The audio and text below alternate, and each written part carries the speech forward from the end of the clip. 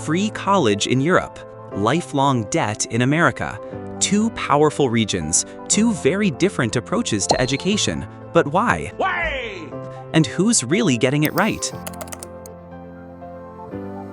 In Germany, tuition at public universities is $0. In Norway, students not only pay nothing, but international students often qualify too.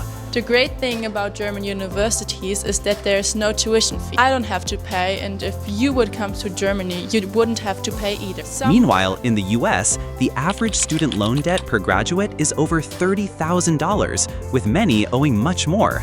Some Americans take 20 years or more to pay it off. $60,000 worth of student loans. My minimum student loan payment is $1,000 a month. It should take me about 10 years to pay that back.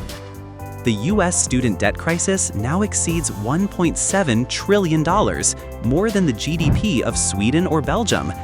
That's 45 million people with the equivalent of a mortgage on their minds before they even own a home. Let that sink in. You could get a full education in Europe for free, or spend the rest of your adult life in the US paying off a degree you earned in your early 20s. No, no, no, no, no. After World War II, Europe had a choice: rebuild or fall apart. The answer was education. France, Germany, the Netherlands, and the Nordic nations made higher education a cornerstone of recovery and social mobility. It wasn't just about money, it was about rebuilding society from the ground up. Public universities were designed to be accessible to all, not just the elite. The idea?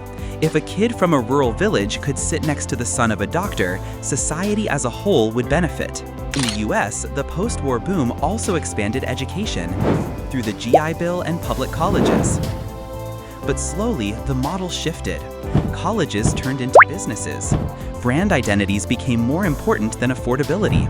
From fancy dorms and Olympic-level gyms to marketing campaigns and billion-dollar endowments, higher education became a high-stakes industry. Universities in America began competing for prestige, not access, and students became customers. In Europe, education is a public service, like roads, healthcare, or emergency response. Taxpayers fund it. Everyone benefits. That for our young people in Scotland, they go to university and they don't pay a single penny in tuition fees. In the US, education is seen as a personal investment. You pay for it, you own it, and if you can't afford it, tough luck. This philosophical divide changes everything, from how universities are run to how students plan their lives. In Europe, universities aren't flashy. They don't promise climbing walls or gourmet cafeterias. They promise knowledge.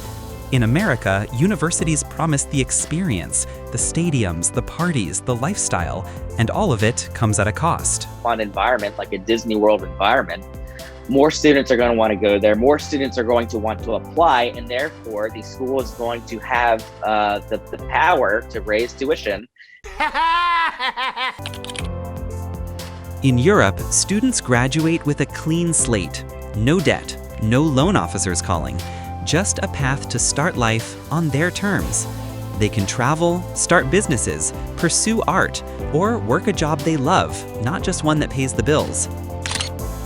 In America, the story is different. Many graduates delay moving out, getting married, or having kids, all because of student loans.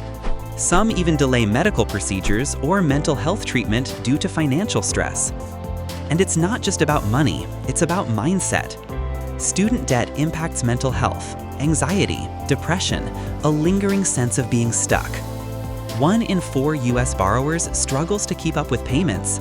Some owe more in interest than they borrowed in the first place. It's a system that penalizes ambition and traps millions in cycles they can't escape. But let's be clear, Europe's model isn't flawless. Free tuition often means tight budgets, overcrowded lecture halls, professors stretched thin, and in some cases, limited access to cutting-edge technology or research funding. Competition can be brutal. In countries like France, failing your first year of university is not unusual. In Germany, top programs require top grades. And while tuition may be free, living costs in cities like Paris, Berlin, or Amsterdam can be just as high as in New York or San Francisco. So who's winning the education game? Europe's model maximizes equity. The US system maximizes innovation. European students may enjoy more security.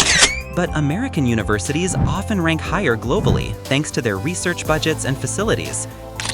Europe creates fairness. The US creates elite pathways for a select few. One isn't strictly better, but they're built on wildly different values. Europe believes in lifting everyone. The US believes in rewarding the strongest. So which is better? It depends. Do you value equal opportunity or elite excellence? Do you believe college should be for everyone or only for those who can afford it? What's clear is this: how a society treats education says everything about what it values. Is knowledge a right or a luxury? Is student success about access or about survival? In Europe, education builds communities. In the US, it builds competition. Let us know what you think. Should college be free? Should students start their adult lives with a clean slate or a mountain of debt? Which system has it right? USA or Europe? Drop your thoughts in the comments and don't forget to subscribe for more deep dives on the biggest differences between the world's top cultures.